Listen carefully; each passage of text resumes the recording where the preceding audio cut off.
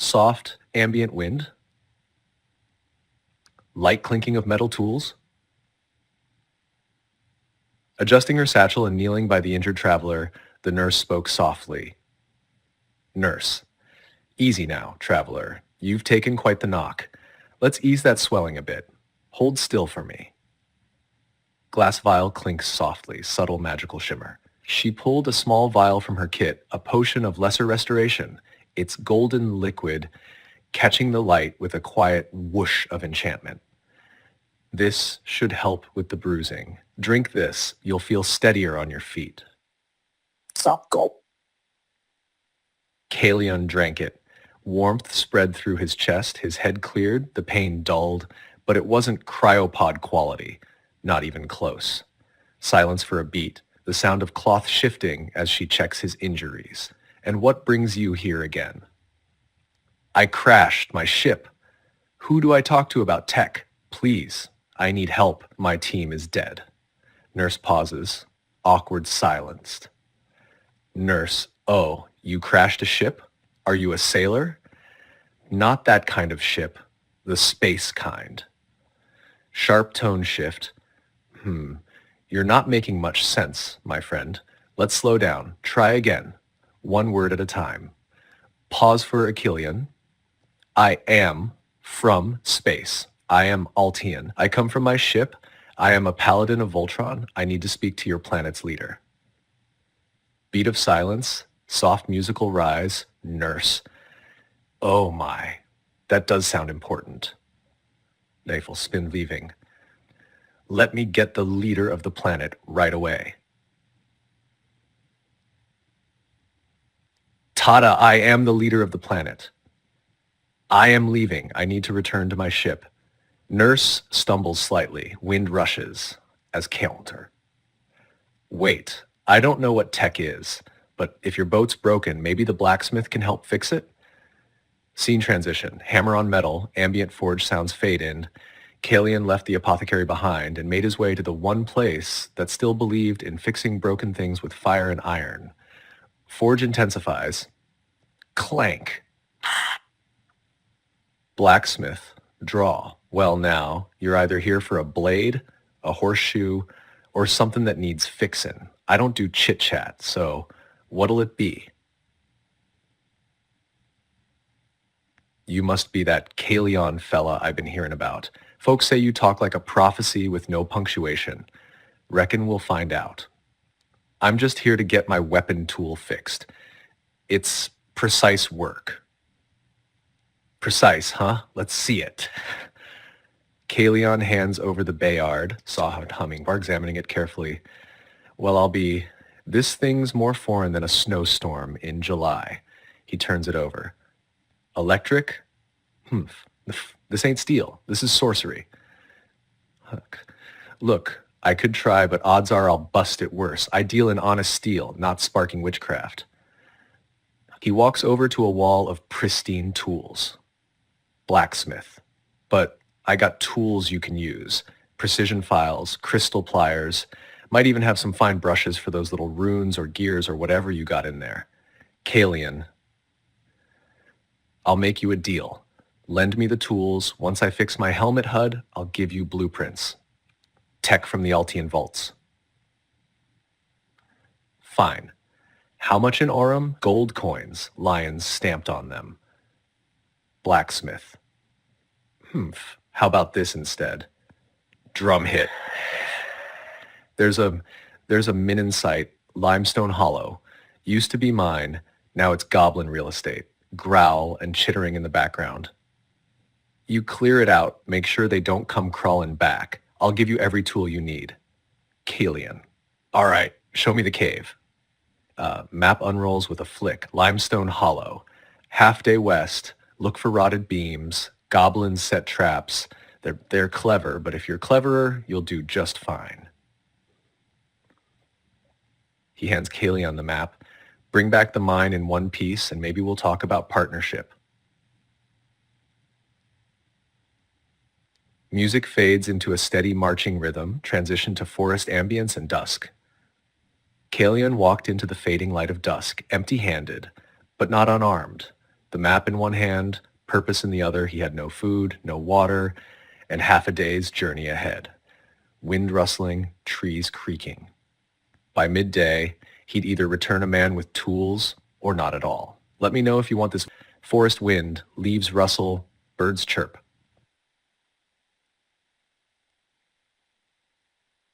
As Kaelion moves along the overgrown path to Limestone Hollow, the forest closes in.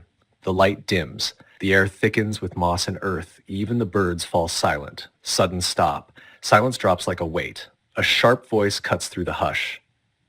Goblin. Now, boys, get him. Twang, twang, twang. A volley of arrows. 5 goblins spring from the trees above, grins jagged, eyes wide with bloodlust. Arrows whistle through the dusk air in a deadly arc. Arrows deflect off Kaelion's armor.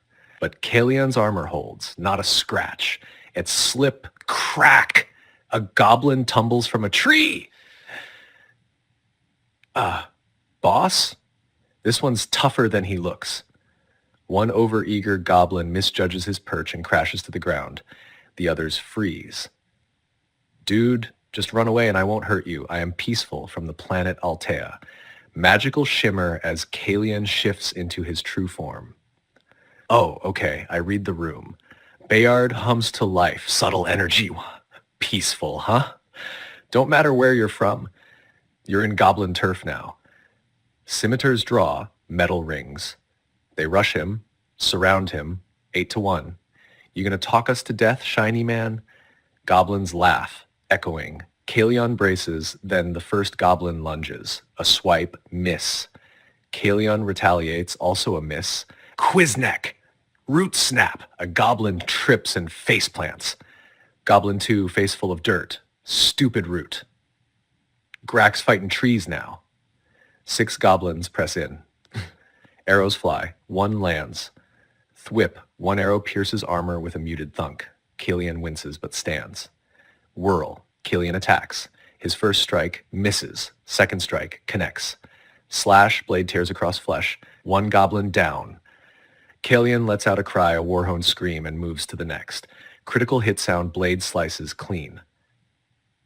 Another falls. My bow. It's broken. Snap. The string recoils. Torches in the distance. Gobbling. Run. The hunters. They're coming. Goblins scattering. Chaos into the woods. A hunting party from town charges in. Torches raised. Their leader reins in his horse, surveying the carnage. You again. What were you thinking coming here alone at night? I was a day late. They bind his wounds. Cautious but respectful. You came with no supplies? Took down 4 of them on your own? I was a day late and a Fertonium short, puffed up like a Trufalian merengue. Those goblins were linked like wild Yalmor. What? Sorry, it's my native tongue. You're a strange one, but you've got skill. You want to come back to town? I need the blacksmith's tools. Can you get them for me? No. Trust comes with time. Respect's earned, not borrowed. But here, bag toss. Cloth lands on dirt. Take this. It's just a sack, but you'll need it. Bring something back next time. Anything. Make your mark. Horses leave. Torches fade. They vanish into the woods. Kaelion leans against a tree, exhausted, and sleeps. Morning bird song. Light wind. He wakes. Something's wrong. Heavy breathing. A dire wolf. Towering. Watching. Whoa, boy, I'm a friend. Snarl, the wolf steps back, wary, and he reaches out, the wolf lunges. Miss, it lands beside him. Kaelion attacks, misses. Again, this time a hit. Deep. Direwolf X-22, Kaelion's armor dents. Kaelion strikes again, final slash, body thuds. The direwolf collapses. Kaelion bloodied, grabs the body, his sack, and returns to town. Town bells. Market chatter begins. He drops everything on the blacksmith's counter. You can get my teledove if this isn't enough. Blacksmith. The hell is a teledove? Kaelion stands in the middle of town, hands in his pockets, eyes scanning the streets. He needs money, fast. Mercenary work is too unstable, theft too risky, and honest labor too slow. No, he needs something that guarantees a steady flow of coin, something that never goes out of demand. And then it hits him, pleasure sells. A smirk tugs at his lips. If he runs the operation himself, he controls the game. No middlemen, no bosses, just him pulling the strings. He envisions a high-end establishment, exclusive, discreet, catering to the town's elite and their vices. But first, he needs a foundation. Step 1, find talent. Not just anyone, skilled, reliable people who understand the business. Step 2, secure a location. It has to be somewhere with privacy but easy access for high-paying clients. Step 3, protection. He needs muscle, either hired or loyal, to keep competitors and troublemakers at bay. Kaelion cracks his knuckles, already plotting his next move. The rich man strolls down the street, his presence commanding attention with each deliberate step. His deep burgundy coat, trimmed with gold embroidery, billows slightly in the breeze, and polished leather boots strike the cobblestone with a rhythmic confidence. Rings glint on his fingers, each adorned with rare gemstones, a silent testament to his wealth and status. His sharp, discerning eyes sweep the streets, taking in the common rabble with an air of detached amusement. A neatly groomed mustache twitches as he exhales, his lips curving into a smirk. With a slow, practiced motion, he produces a silver-handled cane, tapping it twice against the ground as if to announce his presence. When he speaks, his voice is smooth yet commanding, laced with an aristocratic drawl. Humph. The stench of desperation clings to this place. A shame, really, potential squandered on the undeserving. He lifts a hand, adjusting the lapel of his coat as if even the air were unworthy of his presence. Then, with a knowing glance, he scans the crowd, waiting for any unfortunate soul daring enough to approach. Kaelion walks up and asks for his full name. The rich man freezes mid-step, his cane halting just before striking the ground again. His sharp eyes narrow as they land on the perfect mirror of himself, down to the finest detail. A flicker of amusement crosses his features, but beneath it lies an unmistakable tension. His lips curve into a slow, deliberate smile, though his grip on his cane tightens ever so slightly. Well, this is a first. He tilts his head, studying the doppelganger with an air of detached curiosity. Then, he exhales through his nose and straightens his posture, rolling his shoulders back with the practiced ease of a man who knows his worth. You wear my face well, I'll give you that. But tell me, why should I gift you my name when you've already taken everything else? His voice is smooth, but there's an unmistakable edge behind it. I just would like to know your name. Is all. The rich man's gaze lingers on Kaelion for a long moment, his expression unreadable. The weight of his scrutiny is palpable, as if he is measuring the worth of the doppelganger standing before him. Then, with a sharp exhale through his nose, he offers a slow, knowing smirk. You certainly have an odd way of making acquaintances, but I'll indulge you, just this once. He adjusts the cuff of his ornate sleeve, as if the act of giving his name were as routine as brushing off dust. His fingers trace the edge of a signet ring, a subtle reminder of the power that name carries. Dorian Vale. He finally says it, letting the words hang in the air. His smirk deepens as he tilts his head slightly. Now, since you seem so invested in me, what shall I call you, Mirror Man? His voice is smooth, yet there is an unmistakable glint of amusement and caution in his eyes. Kaelion says, how old are you? Dorian Vale raises a single, perfectly groomed eyebrow, his smirk never wavering. With a slow shake of his head, he lifts his cane and taps it lightly against the ground, as if scolding a misbehaving child. You know about me, but I don't know you. His tone is smooth, laced with playful mockery, but there's a sharpness beneath it, a reminder that he is not a man easily played. He leans in just slightly, eyes locked onto Kaelion's with an almost amused curiosity. So tell me, my enigmatic little twin, who are you, and why do you wear my face? Kaelion runs away. Dorian Vale watches as his doppelganger suddenly bolts, his smirk vanishing into a thin, calculating line. For a brief second, his fingers tighten around the silver handle of his cane, the polished wood pressing into his palm. Then, with a low chuckle, he straightens his coat and exhales through his nose. Running? How very common. He doesn't chase. Dorian Vale is not a man who runs after answers. Instead, he raises a hand and signals to a pair of men standing in the shadows nearby, discreet bodyguards, ever watchful.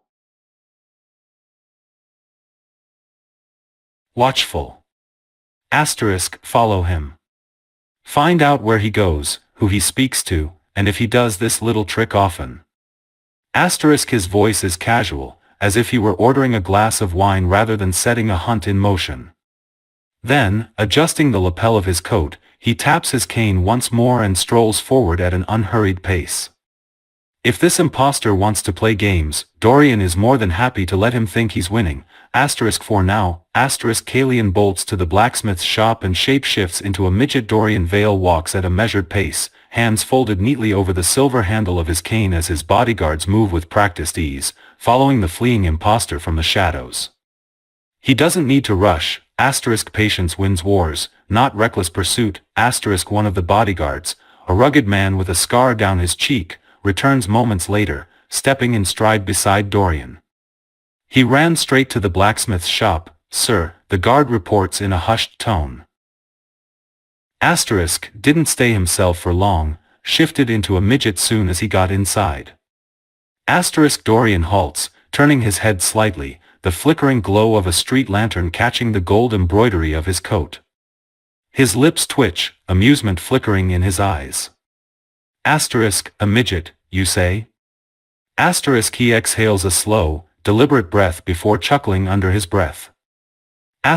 Oh, now he's just showing off. He taps his cane once against the cobblestone, considering his options. The blacksmith's shop, a place of honest labor, sweat, and steel, hardly the kind of establishment he frequents, but if his little impostor thought he could simply vanish among commoners, he was sorely mistaken. The blacksmith, a burly man with arms like tree trunks and a face weathered by years of hard labor, pauses mid-hammer stroke as the small figure scurries into his shop. He squints at the midget, setting his hammer down with a heavy thunk onto the anvil. His thick southern drawl rolls out slow and skeptical. Well now, ain't this a sight? He crosses his massive arms over his soot-streaked apron, eyeing the newcomer with the same wary expression he'd give a rusted horseshoe someone tried to pass off as new. Ain't seen ya round here before. Look lost, or why lookin' for somethin'? His gaze flickers over the midget's clothes, his trained eye noting anything that seems off. City folk always stuck out in a forge built on honest work. His brow furrows. Something about this little runt don't sit right. With a slow inhale, he reaches for a rag, wiping the sweat from his thick forearms. He doesn't trust quick talkers or folks that move too fast for their own good, and this one's given him the same itch he gets when a blade don't temper right. Well? Spit it out, boy. Ain't got all day. Kaelion runs behind the counter and explains that the people are looking for him. Please help him. The blacksmith watches as the little man bolts behind the counter, moving faster than a rat in a grain sack. His thick brows knit together, eyes narrowing as the midget pleads, voice all shaky like. People are looking for ya, huh? The blacksmith huffs, crossing his arms again, shifting his weight onto one leg.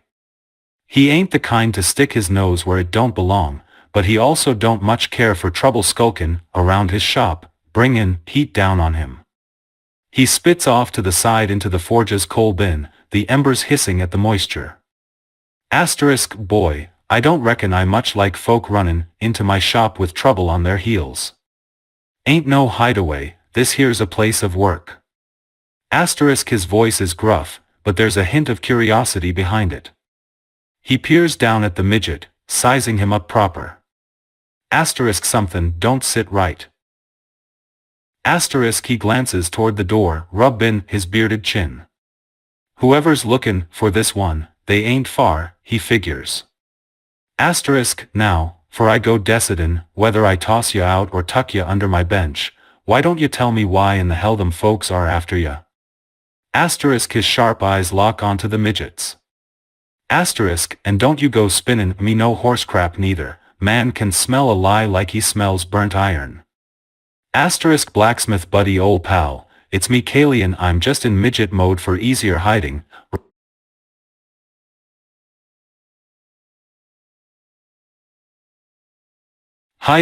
Reply to. Blacksmith's eyes widen ever so slightly as he leans forward, resting his massive hands on the counter.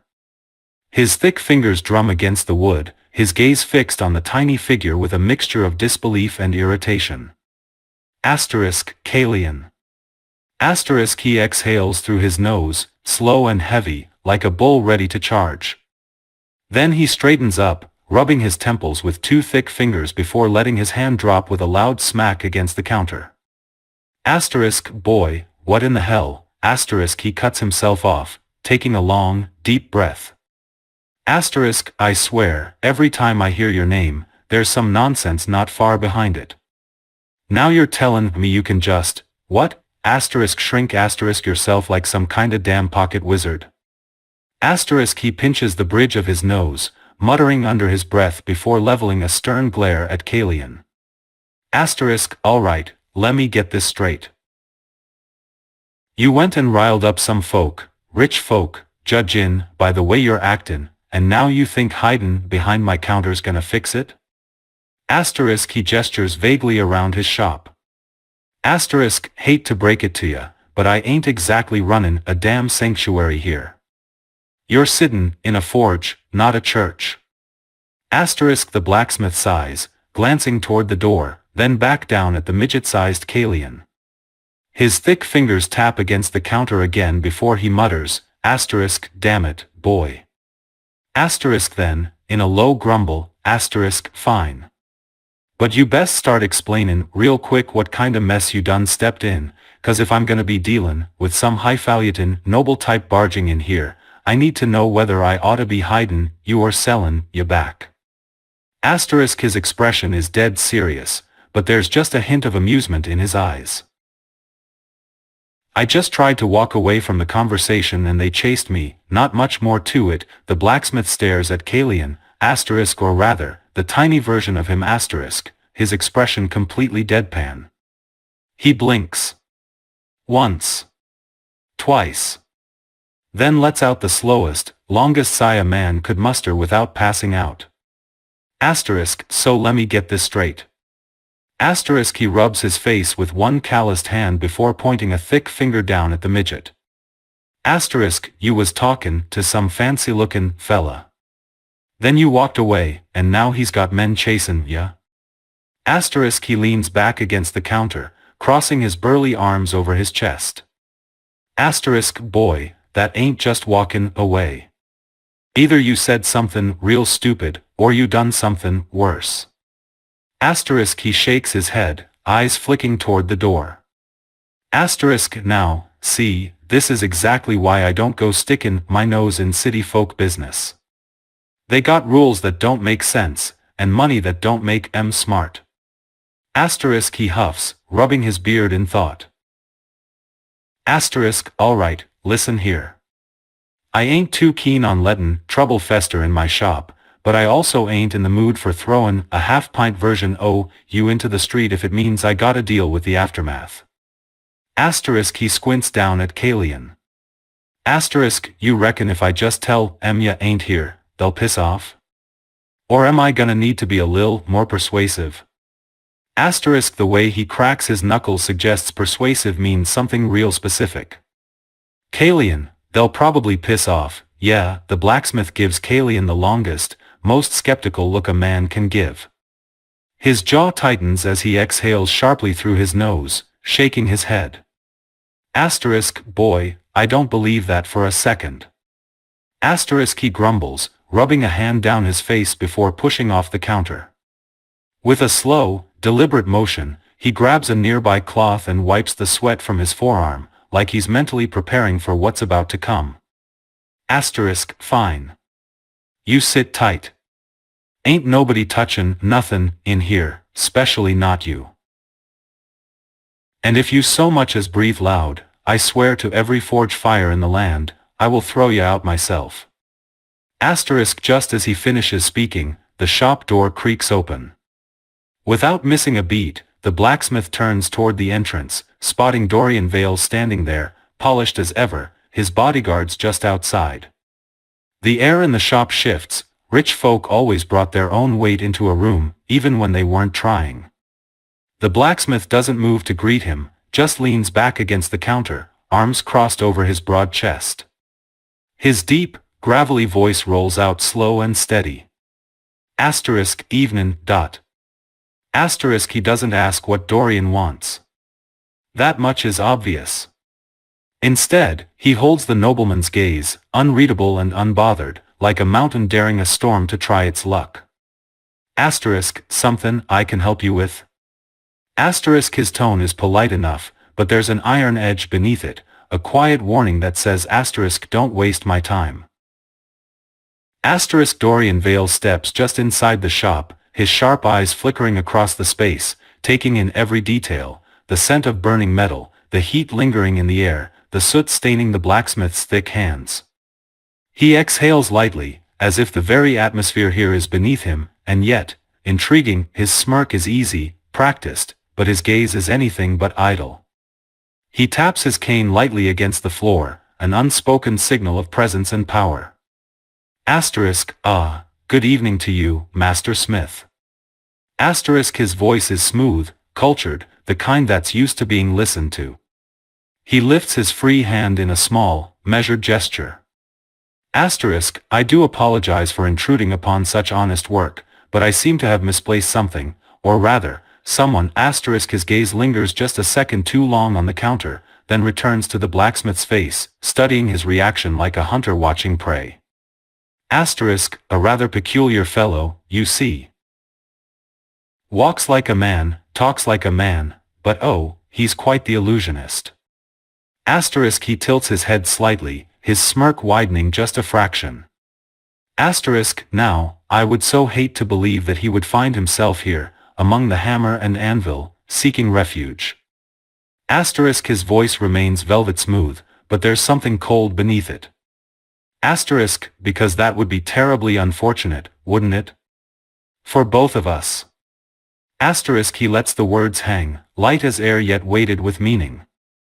Then, with an almost amused air, he leans slightly on his cane, watching the blacksmith like a cat watching a dog it knows won't bite unless pushed. So, Master Smith. Have you, by chance, seen my wayward shadow? Dorian Vale's words drip with poised menace, his smirk confident as he lets the weight of his presence settle. But the blacksmith? He doesn't flinch. Not one bit. Instead, the burly man simply exhales through his nose, slow and deep, like a bellows feeding a forge fire. His thick arms remain crossed over his chest, his stance as solid as an anvil. And then, he chuckles, low, gruff sound, more amused than threatened. Boy, I been workin' steel longer than you been wearin' fancy boots. You think a few pretty words, and a cane tap's gonna put a shiver in me? He leans forward just slightly, resting both hands on the counter now, the leather of his gloves creaking from the pressure. His eyes lock onto Dorian's with the kind of patience only a man who's spent years hammering iron can muster. You think a few pretty words, and a cane tap's gonna put a shiver in me? He leans forward just slightly, resting both hands on the counter now, the leather of his gloves creaking from the pressure. His eyes lock onto Dorian's with the kind of patience only a man who's spent years hammering iron can muster. I don't give a damn who you're looking for. Ain't seen nobody like that, and even if I had? Asterisk he lets the question linger for just a second before shaking his head. Asterisk, you think I'd be tellin' you just 'cause you asked real nice? Asterisk there's no malice in his voice, just cold, unshaken certainty. A man who's been threatened before and walked away every time. Asterisk now, if you ain't here to buy steel, I reckon you best be on your way. Otherwise, you're just wastin' breath. Asterisk he tilts his head slightly, a slow smirk creeping onto his face. Asterisk, and somethin' tells me you ain't the kind that likes wastin' things.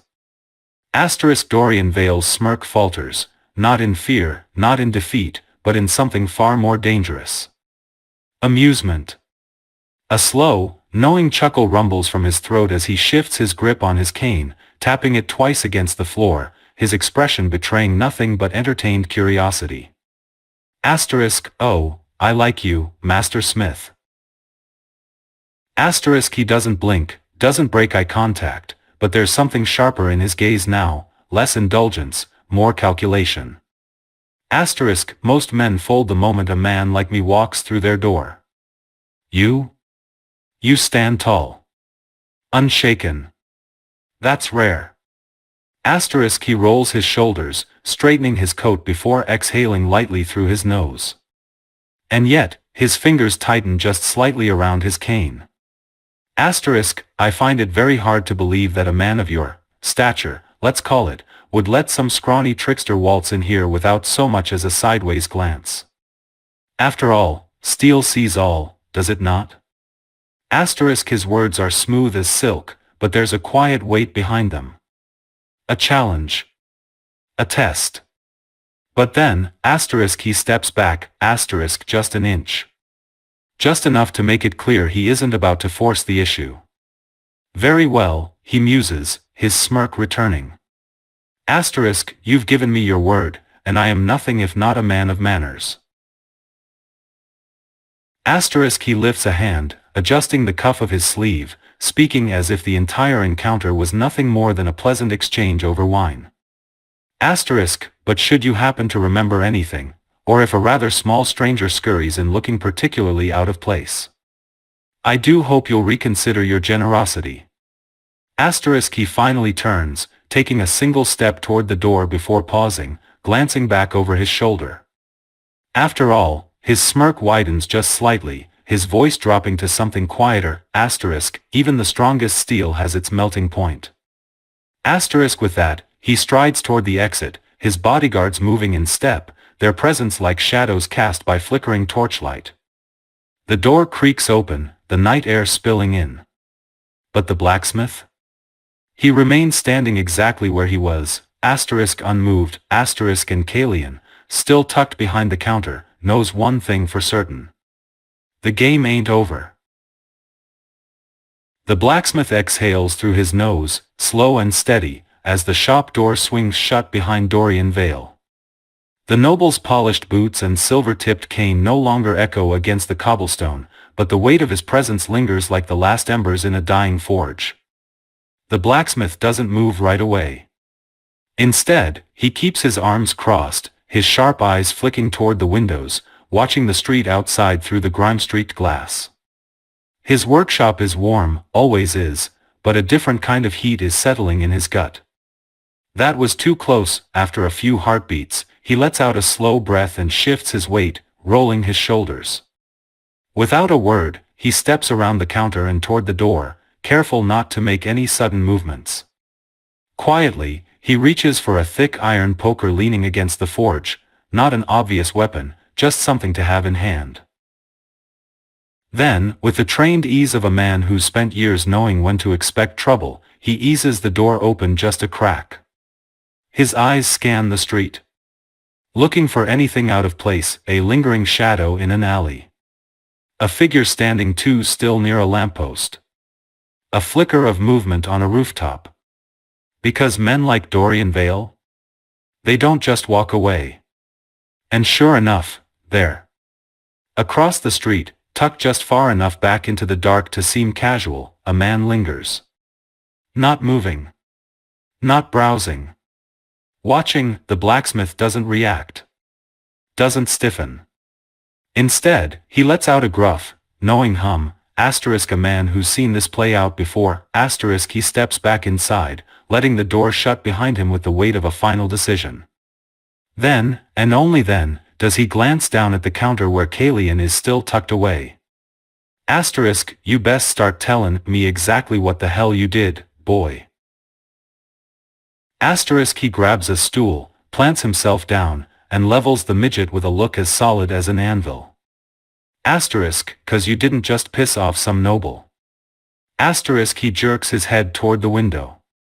Asterisk, you got yourself a watchdog. Asterisk Kaelion, okay, it'll come clean, I was trying to run myself an identity fraud scandal for money to buy your tools, and this dude is getting oddly invested in someone asking his name. The blacksmith just stares, not in shock. Not in horror. Not even in anger. Just pure, unfiltered disappointment. He drags a calloused hand down his face, rubbing at his beard as if he could physically scrape away the sheer stupidity of what he just heard. Then he exhales slow and heavy, resting his elbows on his knees as he pinches the bridge of his nose. Asterisk, boy.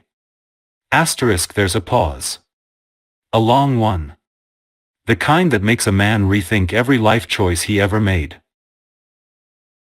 Asterisk, you mean to tell me, you looked at a rich fella wearing enough gold to buy a damn estate, and thought the best use of your time was to try and steal his identity, so you could buy my tools? Asterisk he lets out a low, grumbling chuckle that doesn't sound much like laughter at all.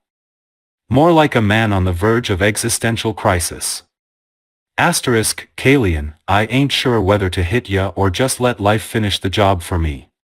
Asterisk he leans back against the counter, folding his thick arms over his chest, his eyes locked onto the midget with the unyielding weight of a man who has zero tolerance for nonsense.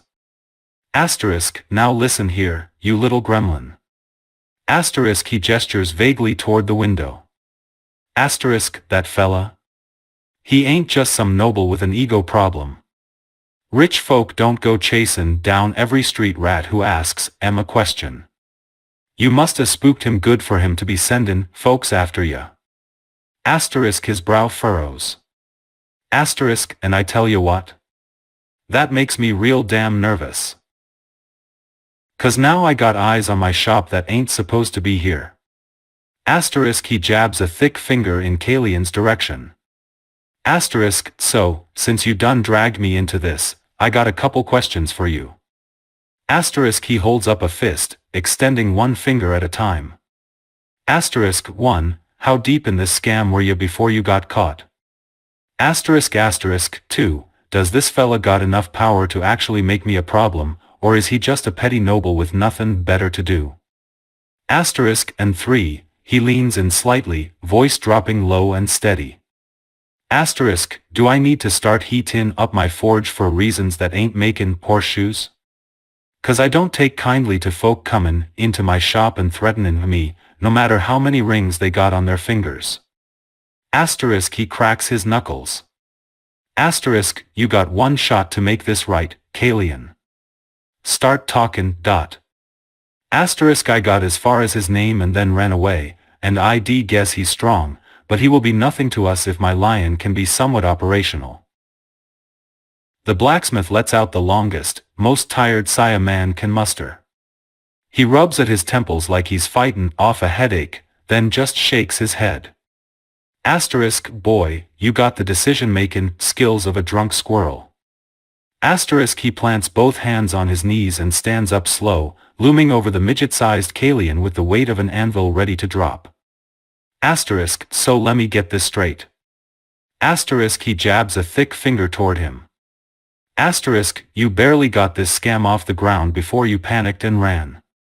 You got one name out of him and now you got nobleman's goons sniffin' round my shop. And now, instead of actually fixin' this mess, you got the stones to sit there and act like it don't matter 'cause some contraption of yours might work? Asterisk he leans down slightly, voice dropping into a low, steady growl. Asterisk, boy, I ain't givin' you so much as a loose nail until you stop actin' like a damn fool. Asterisk he steps back and crosses his arms. Asterisk, you wanna build your fancy lion? Fine. But you ain't usin' my tools to do it, not till you prove you can handle one damn task without draggin' the whole town into a mess. Asterisk, he jerks a thumb toward the forge. Asterisk, you see this shop? This is my name, my work, my sweat. You wanna earn my steel? You start by provin' you got enough sense to solve a problem without turnin' it into a circus. Asterisk, his gaze hardens. Asterisk, so, Kaelion, what's it gonna be? You gonna handle this like a man? Or you gonna keep hidin' behind my counter, and I'll have to throw you out? Asterisk, Kaelion morphs into his normal self. And slowly walks outside and confronts his stalker. Leave me alone or I will end your life quick and painless. The stalker doesn't move right away. A tall man, wrapped in a dark, high-collared coat, stands just within the shadows of a nearby alley. His posture is relaxed, too relaxed for a man just threatened with death. His arms remain folded across his chest, and though his face is partially obscured by the dim glow of a nearby lantern, Kaelion can see the faintest hint of amusement in his sharp, assessing eyes. Then, slowly, deliberately, the man steps forward, boots barely making a sound on the cobblestone. Asterisk, quick and painless, huh? Asterisk, his voice is smooth, measured, but there's a dangerous edge beneath it. He stops a few feet from Kaelion, tilting his head slightly, studying him like one might a curious but ultimately harmless creature. Asterisk, see, that's funny. Asterisk, he chuckles lowly, shaking his head. Asterisk, because from what I hear, you're real good at running, but not so good at following through. Asterisk, his gaze flickers over Kaelion's stance, his expression unreadable. Asterisk, you're not dead yet because my employer finds you interesting. Asterisk, he leans in just slightly, his voice dropping lower. Asterisk, but make no mistake, if I wanted you gone, you wouldn't even have the chance to threaten me. Asterisk, then, with the same unsettling calm, he straightens up and brushes some non-existent dust from his sleeve. Asterisk, but hey, if you're really eager to die over whatever little scheme you botched, be my guest. Otherwise, asterisk, he gestures vaguely behind him. Asterisk, turn around. Walk away. And let men like us handle the business of real power. Asterisk, his smirk sharpens. Asterisk, or, you can make this fun and keep talking like a dead man. Asterisk, I would like to speak to your employer, I have a feeling we can both benefit from this, reply to, https://discord. The stalker lets out a quiet chuckle, his smirk lingering as he tilts his head, considering Kaelion's words. Asterisk, now that's interesting. Asterisk, he steps just a little closer, not enough to be outright threatening, but enough to make it clear that he's measuring Kaelion's worth, his confidence, his nerve. Asterisk, you go from running like a spooked rabbit to demanding an audience? Bold move. Either you've got something real valuable to offer, or you're even dumber than I thought. Asterisk, his gloved fingers tap idly against his forearm, his mind already working through the implications. Asterisk, lucky for you, my employer likes bold types. Just as long as they don't waste his time. Asterisk, he gives Kaelion a slow, scrutinizing look, then exhales through his nose. Asterisk, fine. I'll take you to him. Asterisk, his tone is casual, but his gaze is sharp as a knife. But let's get one thing straight, you asterisk don't set the terms. You don't make demands. You listen, you speak when spoken to, and maybe, asterisk maybe asterisk, you walk away with more than just your heartbeat. Asterisk, he steps back and gestures for Kaelion to follow. Asterisk, come on, fraudster. Let's see if you're worth keeping around. Asterisk, without another word, he turns, heading deeper into the city's shadowed streets. He follows the mysterious figure the stalker leads Kaelion down the dimly lit streets, moving with the kind of practiced ease that suggests he's done this before, leading people into the unknown, into meetings that rarely end with handshakes and pleasantries. The city is quiet at this hour, save for the distant murmur of drunken voices and the occasional rattle of a cart rolling over cobblestone. Kaelion stays sharp, his eyes scanning every alley, every shadowed corner. He's being led, that much is obvious, but whether he's walking into an opportunity or a trap remains to be seen. After several winding turns through increasingly desolate streets, the stalker finally stops before an unmarked building, tall, stone, with no sign of its purpose. No lights in the windows. No guards at the door. Just a single iron entrance with a heavy, rune-etched lock. The stalker raps his knuckles against the door in a deliberate pattern, *3 slow, 2 quick star. A moment later, the lock clicks, and the door swings inward with an eerie, almost silent grace. Inside. The stalker gestures Kaelion in without so much as a glance. And don't touch anything unless you want to lose that hand. The air inside is different, cooler, heavier, humming with something just beneath the surface. Magic, maybe. Or something older. The hallway is narrow and dimly lit, lined with smooth stone walls. The scent of aged parchment and burning incense lingers faintly in the air.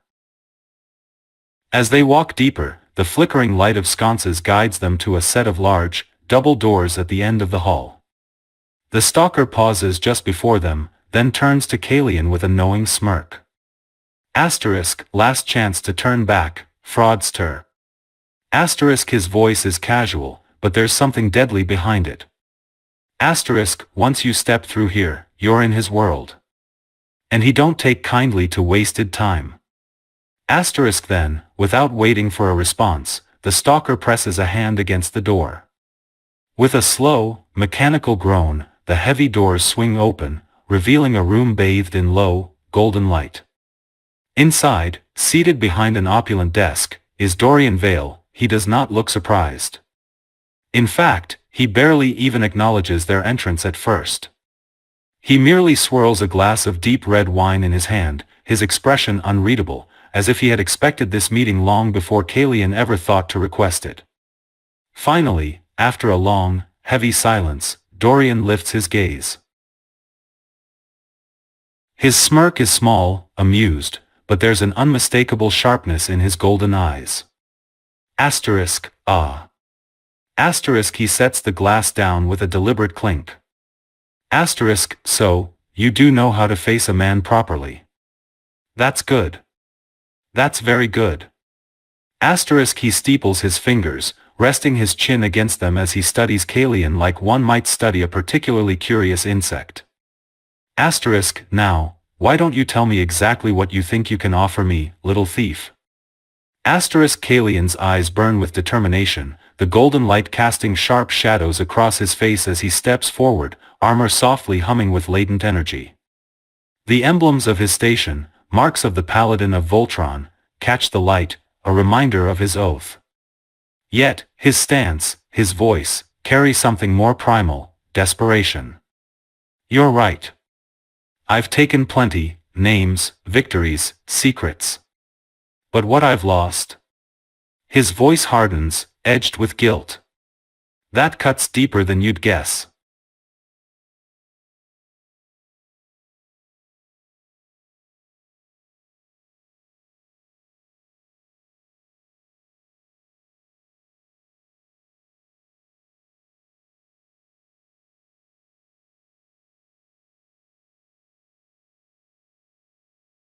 You're right.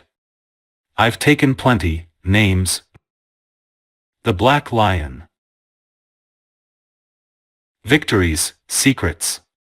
But what I've lost? His voice hardens, edged with guilt. That cuts deeper than you'd guess. He pauses, his hand brushing the air beside him, where something vast, should be. I am a Paladin of Voltron. I don't walk alone. I ride with a partner, no, a sentinel, older and mightier than most can comprehend. The Black Lion. His voice shifts, lower, reverent. Not just a ship. A living being. A fortress forged from alien metals older than your oldest gods. A warship that answers only to a bond of trust and heart. He lifts his chin, proud despite the ache in his voice. Together, we've battled armies. Stared down creatures that don't belong to this plane. Fought to keep the universe from tearing itself apart. The heat drains from his voice, leaving something cold and raw. But now, he's broken. Not dead, he can't die. But his core is shattered, his systems in ruin. And I can't reach him. I can feel him, buried deep behind a wall of silence and pain. It's like he's screaming without sound. Kaelion's fists clench, metal groaning under the pressure. I've scoured the stars. Junkers, pirates, rogue engineers. I've taken every risk, chased every whisper of tech that might restore him. But nothing fits, nothing matches. He's not from this world, and no magic or scrap heap miracle's gonna fix him. His gaze locks with Dorian's, intense, unblinking, and stripped of all pretense. But you have connections. You have resources. Access to tech, to minds who can work beyond what this world knows. You can get me what I need, tools, materials, parts, hell, even the people. The weight of his next words falls heavy. I don't want a favor. I want a deal. Give me what I need to bring my lion back. And in return? His eyes flash, the fire of a paladin and the cunning of a survivor burning together. I swear on my bond to Voltron, on my oath to my lion, I'll owe you. You name the cost. You name the day. The smirk returns, crooked, sharp, and reckless. And yeah, I know exactly what it means to make a deal with a man like you. But you're not the first devil I've danced with. His voice drops, a final promise burning in every syllable. Just know this, *, you'll never get a better weapon on your side than me and my lion, *. Dorian Vale listens. Not with idle amusement, not with the dismissive arrogance he so often wears like a second skin. No, this time, he listens with something deeper, something sharper. His golden eyes never leave Kaelion's, watching the way the fire in him flickers and burns, the way desperation and conviction twist together into something dangerous. By the time Kaelion finishes, the room is silent. Heavy. The weight of something not yet spoken settling between them like an unstruck bargain waiting to be sealed. And then, * Dorian smiles, * not the casual, charming smirk of a noble entertaining a street rat's antics. No, this is something smaller. Sharper, a blade's edge just before it cuts. A paladin of Voltron, he repeats, rolling the words over his tongue like a fine wine. * a lion. A fortress forged from alien metals older than our oldest gods. * his fingers drum idly against the polished surface of his desk, thoughtful, deliberate. * fascinating. * he leans back, his gaze flickering over Kaelion with new interest, measuring him in ways he hadn't before. * you come into my city, steal a name, flee like a thief in the night, and now you stand before me, not as a fraud, but as a warrior bereft of his greatest weapon. And you ask me to help restore a relic of war beyond this world's understanding? * his smirk widens just slightly. * bold indeed. * Dorian reaches for his glass, lifting it between his fingers, swirling the deep red liquid with casual elegance. * you are correct about one thing, Kaelion, I have resources. I have connections. I know minds that do not think in the limits of this realm, men and women who see machines not as tools, but as living extensions of power. If there is a way to bring your lion back to life, I can find it. * he takes a slow sip of his wine, savoring it, letting silence stretch between them before he sets the glass down with a quiet * clink. *, but I do not deal in charity. * his golden eyes gleam in the low light, the weight of 1,000 silent calculations playing behind them. * you offer your oath. Your bond. Your lion. And you claim there is no better weapon I could place at my side. Asterisk he tilts his head, considering. Asterisk a tempting thought. But tell me, asterisk his voice lowers, the silk of his words turning to something dangerous, asterisk, what is a paladin without his lion? What are you worth to me now? Asterisk he lets the question hang, heavy and undeniable. Asterisk, if I help you, I do not gamble on what may be, I invest in what is. So convince me, Kaelion. Asterisk his smirk lingers, but his eyes are cold, precise. Asterisk, why should I place my trust in a man who has already lost the very thing that made him formidable? Asterisk he leans forward now, resting his elbows on the desk, fingers steepled beneath his chin. Asterisk, your past glories mean nothing here. Tell me, what makes you valuable to me now? Asterisk it is not lost, it just needs repaired. There is no lion without a paladin, no paladin without a lion. If you help me repair my oldest friend, you will be the strongest man on this space rock with us at your beck and call. Dorian's smirk doesn't falter, but there's something new behind it, something colder, something calculated, asterisk, but that is where you misunderstand me, Kaelion. Asterisk he leans back, folding his hands neatly over the desk, golden eyes gleaming in the dim light. Asterisk, power does not come from old friends. It does not come from sentiment, or oaths, or grand speeches about what could be. Asterisk his tone sharpens, his smirk thinning into something less amused, more precise, asterisk, power comes from what is done. Now, asterisk he lets the words sink in, watching Kaelion's face, watching for that flicker of frustration, of asterisk understanding. Asterisk asterisk, you say I will be the strongest man on this space rock with you at my beck and call. But tell me, why would I take the risk? Asterisk he gestures vaguely, his rings catching the warm light. Asterisk, you walk into my city, causing trouble. You steal from me, my name, my time, and now you wish to bargain as though we are equals? Asterisk he clicks his tongue, shaking his head. Asterisk, no, no, no. That is not how I do business. Asterisk he leans forward again, his voice dropping lower, more deliberate. Asterisk, you want my help? Then you will earn it. Asterisk a pause. A slow exhale. Asterisk, your lion is broken. That is your problem. My problem is men who waste my time. You say you are a warrior? Then prove it.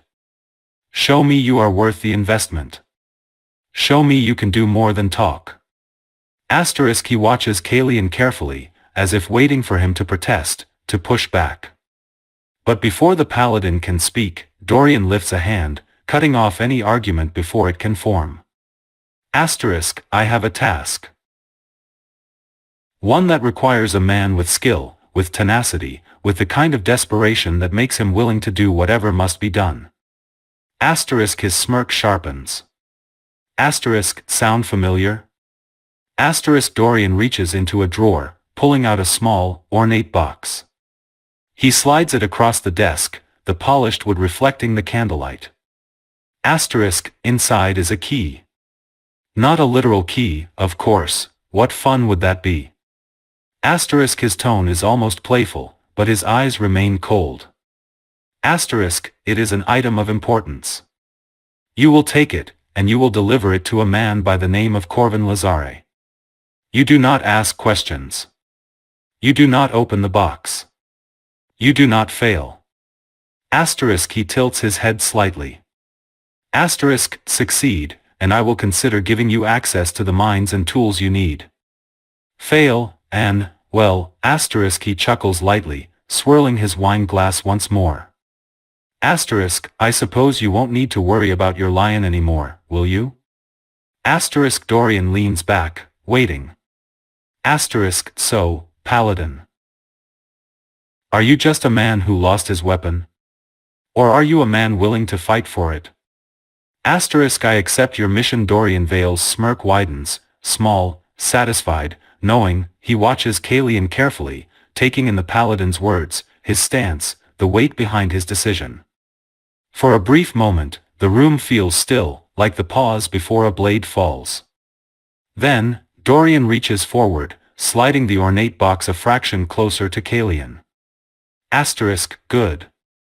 Asterisk, he folds his hands together, resting them atop the desk, golden eyes gleaming in the candlelight. Asterisk, you leave tonight. Corvin Lazare operates from the underbelly of this city. There's a gambling hall, the Ebon Vale, hidden beneath the docks. You'll find him there. Give him the box. Say nothing more than what is necessary. And then, asterisk, he leans back slightly, as if this were nothing more than business. Asterisk, return to me with proof the job is done. Asterisk, his smirk lingers, but there's something else beneath it. Asterisk, something unspoken. Asterisk, asterisk, oh, and one last thing. Asterisk, his fingers tap lightly against the desk. Asterisk, Corvin is an intelligent man, a dangerous man. But he is not a patient one. So if you fail to make an impression? Asterisk, he exhales lightly, his tone almost bored. Asterisk, well, then I suppose this arrangement between us will have been very short-lived. Asterisk, a single, deliberate pause. Asterisk, off you go, Paladin. Asterisk, and just like that, the conversation is over. Kaelion heads for the docks.